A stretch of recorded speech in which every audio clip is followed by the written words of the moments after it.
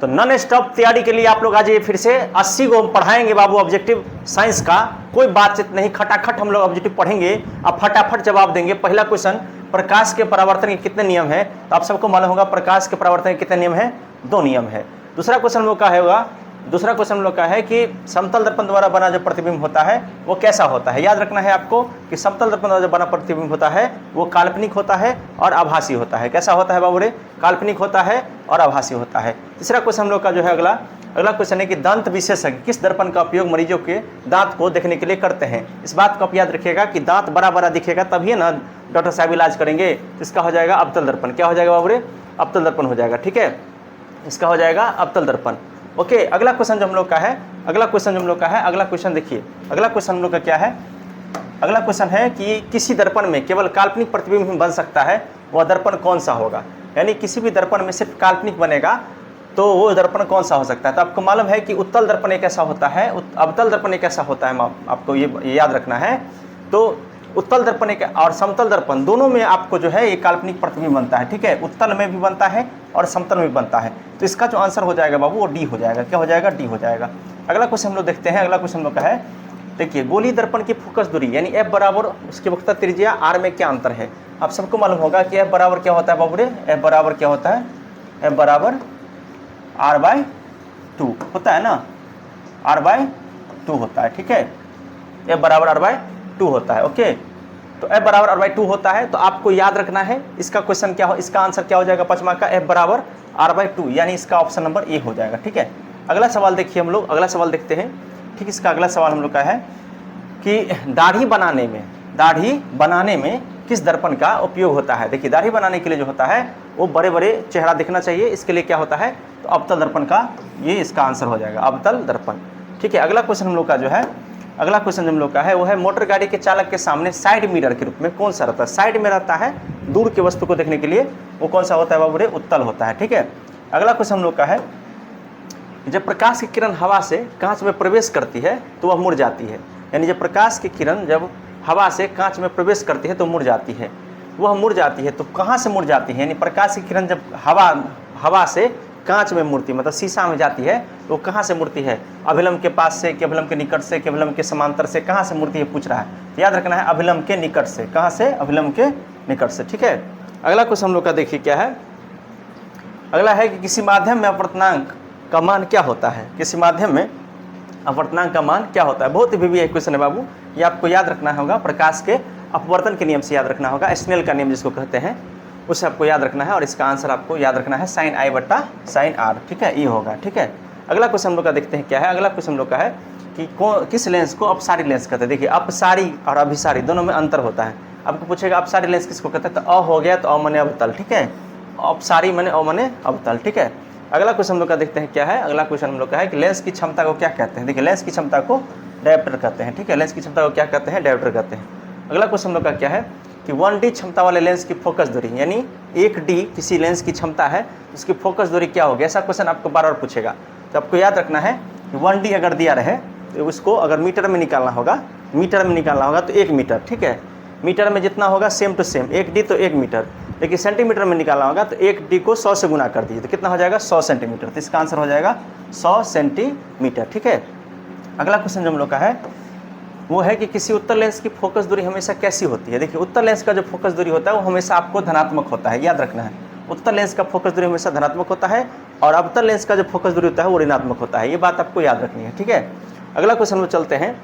अगला क्वेश्चन लोग का क्या है कि मानव केंद्र के किस भाग पर किसी वस्तु का प्रतिबिंब बनता है? यानी हम लोग जो कुछ भी देखते हैं वो हमारे किस अंग पर इसका प्रतिबिंब आपको बनता है? तो सबको आपको याद होगा रेटिना पे बनता है। कहाँ पे बनता है बाबू? रेटिना। अगला देखिए, समान दृष्टि के वयस्क के लिए स्पष्ट कितना दूरी में रहेगा कोई चीज़ तो उसको साफ साफ हम लोग देख सकते हैं, इसका होता है 25 सेंटीमीटर। ठीक है, 25 सेंटीमीटर। अगला क्वेश्चन हम लोग को देखिए क्या है। अगला क्वेश्चन कि मानव नेत्र में किस प्रकार का प्राकृतिक लेंस पाया जाता है? मानव नेत्र में किस प्रकार का प्राकृतिक लेंस पाया जाता है? यानी हम लोग के आँख के अंदर कौन सा लेंस पाया जाता है? तो उसको क्रिस्टलीय लेंस भी कहते हैं और उसका दूसरा नाम क्या होता है बाबू रे? उत्तल लेंस। ठीक है, अगला क्वेश्चन देखिए हम लोग का कि निकट दृष्टि दोष को दूर करने के लिए किस, देखिए निकट में आ गया क में आ गया अ, ठीक है ना, क में क्या आ गया? अ, क में क्या आ गया? अ आ गया। ठीक है, क में आ गया अ, इसलिए इसका क्या हो जाएगा, अवतल। क्या हो जाएगा बाबू रे, अवतल हो जाएगा। ठीक है, अब नेक्स्ट क्वेश्चन देखते हैं हम लोग। नेक्स्ट क्वेश्चन हम लोग का क्या है कि दूर, दूर में देखिए, दूर में आ गया ऊ, दूर में ऊ आया, इसका मतलब इसका क्या होगा, उत्तल होगा। ठीक है, इस ट्रिक से इसको याद रखिएगा दूरदृष्टि दोष के लिए। अगला क्वेश्चन हम लोग का क्या है कि श्वेत प्रकाश जब एक प्रिज्म से होकर गुजरता है तो जो रंग सबसे अधिक विचलित कर झुकता है, विचलित माने जो सबसे प्रिज्म वाला देखे होंगे फोटो, तो श्वेत प्रकाश जब गुजरता है तो पूछता है झुकता है वो कौन सा रंग है जो सबसे ज़्यादा झुकता है। ठीक है, इसको याद रखना है इसे करके, जो सबसे ज़्यादा झुकता है वो है बैगन। याद रखिएगा, क्या झुकता है तो बैगन माने बैगनी। ठीक है, अब अगला क्वेश्चन देखते हैं हम लोग। अगला क्वेश्चन हम लोग का है कि किस रंग का तरंग दैर्घ्य यानी चमक सबसे अधिक होता है, तो सबसे अधिक बेसी चमकता है लाल रंग। कौन चमकता है बाबू रे, लाल। अगला क्वेश्चन है कि आकाश का रंग नीला दिखाई देने का मुख्य वैज्ञानिक कारण क्या है, यानी आकाश का रंग जो नीला दिखाई देता है इसका सबसे बड़ा कारण क्या है, कौन सा ऐसा कारण है जो आकाश का रंग नीला हम लोग को दिखाई देता है। तो इसे आपको याद रखना है कि इसका जो है प्रकाश का प्रकीर्णन इसका आंसर होगा। ठीक है, प्रकाश के प्रकीर्णन के कारण। ठीक ना। अब उसके बाद जो है चंद्रमा पर खड़े अंतरिक्ष यात्री को आकाश का रंग कैसा दिखाई देता है। चंद्रमा पर जब कोई आदमी खड़ा हो जाएगा, चंद्रमा पे जब कोई आदमी खड़ा हो जाएगा तो उसको आकाश का रंग कैसा दिखाई देगा, तो देखो चंद्रमा पे जब देखेगा तो वहाँ से काला दिखाई देगा। कैसा दिखाई देगा, काला। और इधर से प्लस देखते हैं तो कैसा दिखता है, नीला। ठीक है, अगला देखिए, विभवांतर मतलब होता है वोल्टेज। वोल्टेज मापने वाले यंत्र को क्या कहते हैं, वोल्ट मीटर। ठीक है, इसका ये आंसर हो जाएगा। अगला क्वेश्चन देखिए क्या है।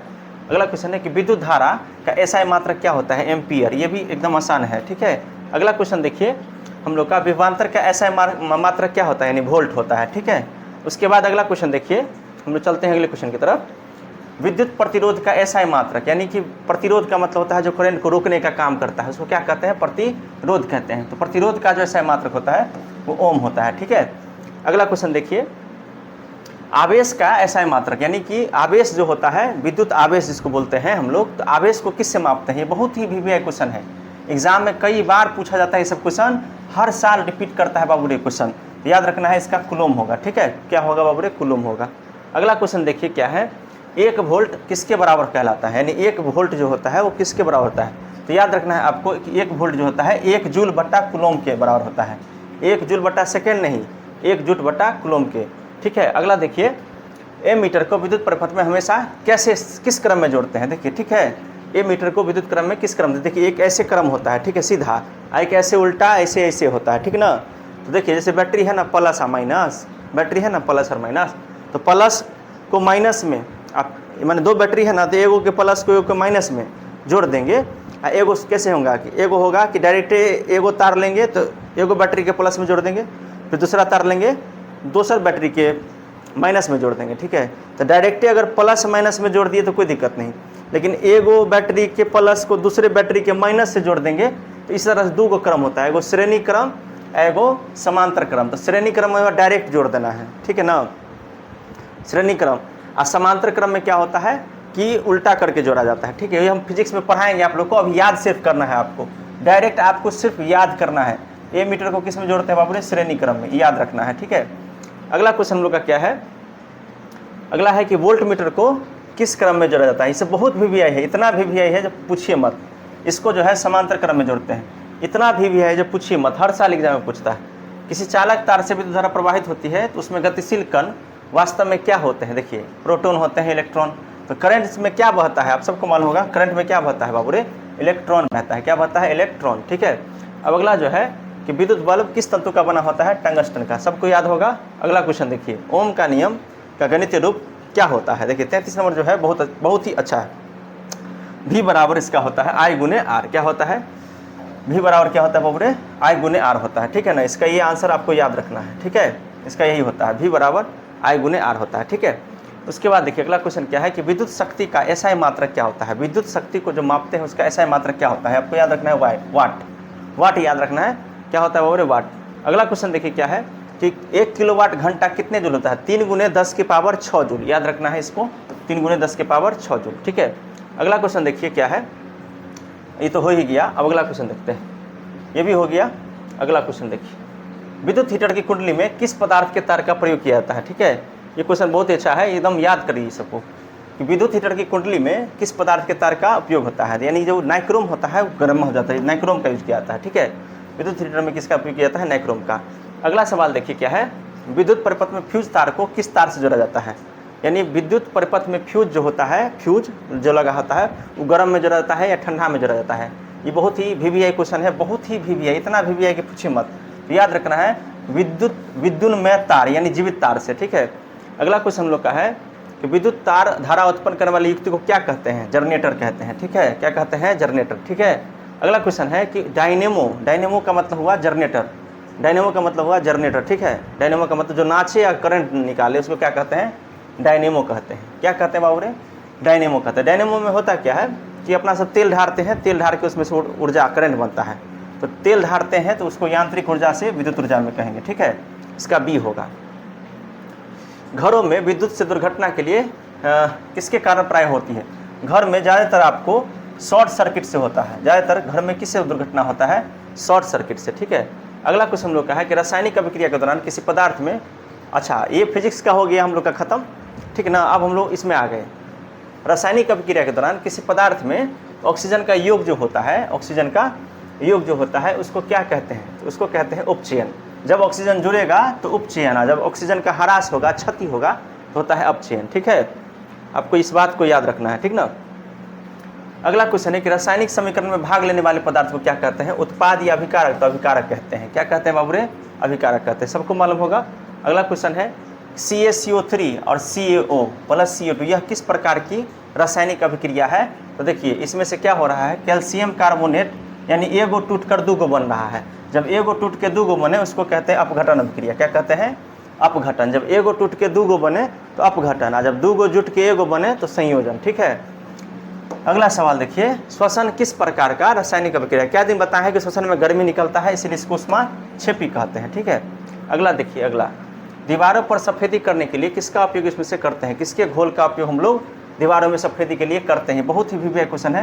कैल्शियम हाइड्रोक्साइड का, कैल्शियम हाइड्रोक्साइड का बिना बुझा हुआ चूना का, ठीक है। उसके बाद याद रखना है अगला क्वेश्चन कि साग सब्जी जो सड़ जाता है, कंपोस्ट हो जाता है, सड़ने के बाद उसमें से क्या निकलता है? देखिए सब जब ये साग सब्जी सड़ जाता है तो उसके बाद उसमें से गर्म गैस निकलता है, तो उसका ऊष्माक्षेपी होगा, ठीक है। अगला क्वेश्चन देखिए, अगला क्वेश्चन हम लोग का है कि किसी भी उदासीन विलयन का पीएच मान, किसी भी उदासीन विलयन का पीएच मान पूछ रहा है आपसे, कितना होता है, ठीक है ना। इसको याद रखना है, किसी भी उदासीन विलयन का पीएच मान, सब आदमी कमेंट करके बताइए, सबको बताए होंगे, 7 होता है, ठीक है।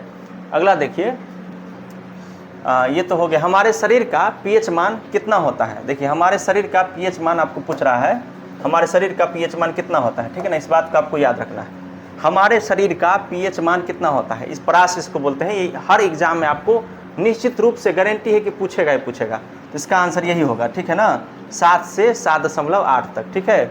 अगला क्वेश्चन देखिए, नींबू के रस का पीएच मान कितना होता है? बहुत भी ये सब पूछेगा। एगो नींबुआ 2-4 गो मिर्ची लटकाला चोटी में, तो 2-4 गो मिर्ची यानी 2.2 इसका होता है, ठीक है। अगला क्वेश्चन देखिए, बेकिंग पाउडर का रासायनिक सूत्र क्या होता है? सबको याद करवाए होंगे, सभी बच्चे को हम क्वेश्चन याद करवाए थे, इससे पिछले वीडियो में भी आप जाके देख सकते हैं। NaSCO3 बार बार रिविजन करवा रहे हैं आप लोग को, क्वेश्चन याद रहे आप लोग को, ठीक ना। धावन सोडा का क्या होता है? सभी बताइए। Na2CO3 × ½ H2O होता है, 5 होता है, 7 होता है, 10 होता है, जल्दी बताइए, कमेंट करिए। 10 होता है, बहुत अच्छी बात है, 10 होता है। उसके बाद बताइए, अगला क्वेश्चन बताइए क्या होता है? प्लास्टर ऑफ पेरिस का क्या होता है? CaSO4 × ½ H2O। ये सबको याद होगा ये वाला फॉर्मूला। उसके बाद देखिए अगला क्वेश्चन देखिए, अगला क्वेश्चन हम लोग का है, जिप्सम को किस तापक्रम पर गर्म करने पर प्लास्टर ऑफ पेरिस मिलता है? यानी जिप्सम को कैसे कब गर्म करते हैं? तो हम लोग को, तो जिप्सम को जब 100 डिग्री सेल्सियस पर गर्म करेंगे तो हमको क्या मिलेगा? प्लास्टर ऑफ पेरिस मिलेगा, ठीक है। इस बात को आप लोग याद रखिएगा। उसके बाद देखिए अगला क्वेश्चन, चींटी के डंक में और नेटल के पत्तों में कौन सा अम्ल पाया जाता है? चिट्टी जो काटता है आप लोग को, या हम ही को काटा या आप ही को काटा है, तो इसमें कौन सा अम्ल पाया जाता है? बहुत इंपॉर्टेंट क्वेश्चन है, ठीक है। इसका याद नाम रखिएगा, मेथेनोइक अम्ल। उसका दूसरा नाम है फॉर्मिक अम्ल भी, ठीक है। अगला क्वेश्चन, टार्टरिक अम्ल किस में पाया जाता है? देखिए टार्टरिक अम्ल जो है आपको टमाटर में पाया जाता है, कहाँ पाया जाता है? इमली में। तो टार्टरिक जो है इमली में पाया जाता है, याद रखिएगा, टार्टरिक जो है इमली में पाया जाता है, ठीक है। अगला क्वेश्चन, संगमरमर का रासायनिक सूत्र क्या है? संगमरमर का रासायनिक सूत्र क्या है? VVI क्वेश्चन है। हर एक क्वेश्चन आप कैल्शियम कार्बोनेट कहते हैं उसको, इसका हो जाएगा CaCO3, ठीक है। अगला क्वेश्चन है कि कौन सी धातु कमरे के तापमान पर द्रव रहता है, यानी पानी की तरह रहता है? तो उसका नाम है पारा यानी मरकरी। क्या नाम है बाबू इसका? पारा यानी मरकरी, यानी थर्मामीटर के अंदर जो देखते हैं आप वो वाला। कौन सी अधातु कमरे के तापमान पर, इसमें अधातु कह रहा है तो अधातु में हो जाएगा ब्रोमीन, ठीक है, क्या याद रखना है आपको, अधातु में क्या हो जाएगा, ब्रोमीन हो जाएगा, ठीक ना। अब उसके बाद देखिए किस धातु को चाकू से आसानी से काटा जा सकता है, हमने आपको बताया था नकली, Na माने हो गया सोडियम और K माने हो गया पोटेशियम और लिथियम, सोडियम पोटेशियम लिथियम। इस ऑप्शन में सोडियम और पोटेशियम दिया हुआ है तो इसी में मार देते हैं, ठीक है, लिथियम नहीं दिया हुआ। शुद्ध सोना कितने कैरेट का होता है, सबको मालूम होगा 24 कैरेट। जो याद है उसको फटाफट, सीसा और तीन कि मिश्र धातु से क्या बनता है, ये बहुत VVI क्वेश्चन है, कई बार पूछा गया। सोल्डर बनता है, जो सोल्डिंग मशीन जो होता है वो सोल्डर बनता है, ठीक है। अब उसके बाद देखिए क्या है कि आधुनिक आवर्त सारणी में तत्वों का मुख्य आधार क्या था, ये भी बहुत VVI, परमाणु संख्या, इसका नाम याद रखना है। इसका क्या होगा, आधुनिक आवर्त सारणी में किसके द्वारा सजाया गया था तत्वों को, तो परमाणु संख्या के आधार पर, ठीक है। अगला देखिए, अब कह रहा है कि आधुनिक आवर्त सारणी में कुल कितने 36 कतार हैं। 36 मतलब होता है सामने सामने, लंबा लंबी। 36 कतार कितना है, ये भी बहुत ही VVI है, बहुत VVI। तो 7 गो आवर्त का संख्या कितना होता है, 7 गो। 36 पूछे या आवर्त पूछे तो 7 गो पूछेगा। ऊर्ध्वाधर यानी ऊपर से नीचे, खौरी मने हो गया ऊर्ध्वाधर और पौड़ी मने हो गया 36 पूछेगा। इसमें कितना होता है, तो 18 गो। कितना होता है बाबू रे, 18 गो, ठीक है। अगला सवाल देखिए हम लोग का क्या है कि पौधों में जो वाष्पोत्सर्जन होता है यानी कि वायु पानी जो निकलता है वो कहाँ से निकलता है, तो याद रखिएगा पत्ता से। कहाँ से, पत्ता से, ठीक है। मानव रक्त में उपस्थित यूरिया की मात्रा, तो कल ही पढ़ाए थे परसों वाला वीडियो में, 20 mg, ठीक है। उसके बाद श्वसन क्रिया के दौरान कितना प्रतिशत ऊर्जा, इसमें भी पढ़ाए थे हम 20%।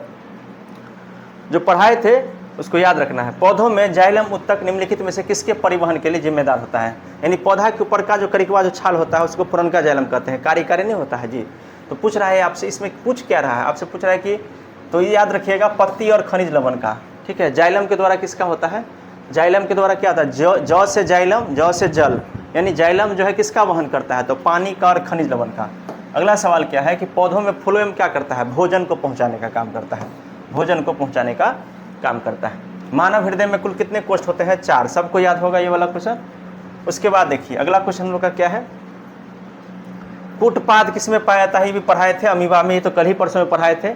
जठर ग्रंथि मानव शरीर के किस अंग में पाया जाता है, ये सबसे VVI क्वेश्चन है बाबू, सबसे VVI क्वेश्चन, ये सब पूछेगा तो पूछेगा, याद रखिएगा अमाशय में। जठर ग्रंथि कहाँ पाया जाता है, अमाशय में, जिससे जठर रस निकलता है, ठीक है, जिससे जठर रस निकलता है। ये भी पूछ देगा कि हाँ आपको यहाँ पे हाइड्रोक्लोरिक अम्ल के बारे में पूछ देगा तो उसमें भी अमाशय मारिएगा, ठीक ना, ये सब याद रखना है आपको। अब है कि मानव शरीर के सबसे बड़ी ग्रंथि किसको कहते हैं, यकृत को कहते हैं। सबसे बड़ा ग्रंथि हम लोग का क्या है, यकृत है, ठीक है। अगला सवाल देखिए, 2 तंत्रिका कोशिकाओं के बीच जो खाली स्थान होता है उसको क्या कहते हैं, सिनेप्स। ये सब हम याद करवाए थे जीव विज्ञान में उस दिन। मनुष्य के मस्तिष्क का कौन सा भाग बुद्धि और चतुराई के लिए सबसे बड़ा केंद्र माना जाता है, सेरिबेलम, ठीक है, सेरिब्रम नहीं, सेरिबेलम याद रखिएगा। क्या है, क्या याद रखिएगा, सेरिब्रम होता है शायद, सेरिबलम नहीं होता है, ये गलत होगा, ये होगा, ठीक है ना, सेरिब्रम होता है, ठीक है, सेरिबेलम नहीं होता है, सेरिब्रम होता है, ठीक है।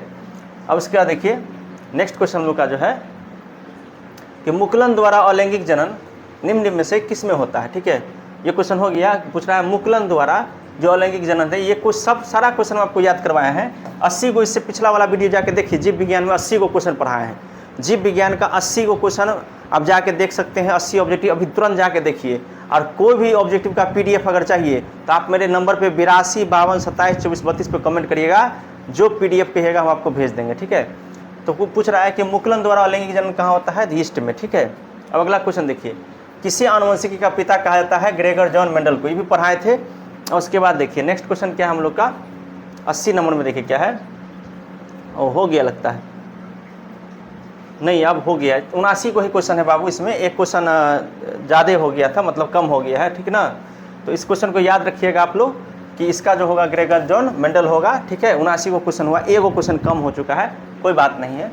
चलिए इस तरीक़ा से हम आपको 79 को क्वेश्चन पढ़ा दिए और एगो कम है, कोई बात नहीं है, एगो कम से कोई दिक्कत नहीं होने वाला है। एगो क्वेश्चन अगला जो था हम लोग का, ठीक है ना, वो जो अगला क्वेश्चन हम लोग का है, अच्छा 80 यहाँ पे दिया हुआ है। अच्छा, ओजोन परत में किस भाग में पाया जाता है, इस बात को याद रखिएगा, समताप मंडल में। कहाँ पाया जाता है, स्ट्रेटोस्फियर, मतलब हमारे पृथ्वी को तो क्षोभ मंडल होता है, समताप मंडल होता है, वायुमंडल होता है। कहाँ पाया जाता है, सबसे ऊपरी भाग समताप मंडल में, ठीक है। उसके नीचे क्या होता है, क्षोभ मंडल, क्षोभ मंडल के नीचे क्या होता है, वायुमंडल, ठीक है। तो गैस कहाँ पाया जाता है, वायुमंडल में, ठीक है ना। और धूल कण गर्दा मिट्टी ये सब जो है क्षोभ मंडल में, और सबसे ऊपर जो पाया जाता है वो ओजोन परत पाया जाता है, जिसको जिसको अंग्रेजी में स्ट्रेटोस्फीयर कहते हैं और हिंदी में उसको समतापन कहते हैं। 80 को हम पढ़ा दिया आप लोग को, बढ़िया से तैयारी करिए, फिर मिलते हैं अगले क्वेश्चन में। 20-80 को जीव विज्ञान वाला जाके देख सकते हैं आप लोग, जाके देखिए फटाक से पूरा कंप्लीट कर लीजिए, ठीक है। फिर मिलते हैं, तब तक के लिए जय हिंद।